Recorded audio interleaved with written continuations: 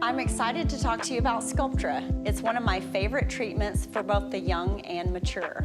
Sculptra encourages your own body to create volume, restoring youth to hollow and thin areas, or creating an illusion of bone structure that you wish you had. Sculptra works gradually over time to achieve natural, youthful volume that can last longer than 2 years. If you want to appear more youthful without appearing like you've had work done, then chances are Sculptra may be a good choice for you. Areas I often use Sculptra in are the mid-face, temples, jawline, and cheek wrinkles.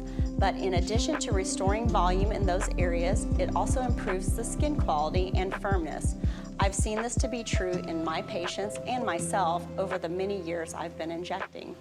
If you are considering Sculptra, a general guideline I use is beginning in your 30s, you should start with 1 vial for every decade, and then once desired correction is achieved, maintain with 2 vials a year. I am a firm believer in how Sculptra reveals gradual results in a natural way.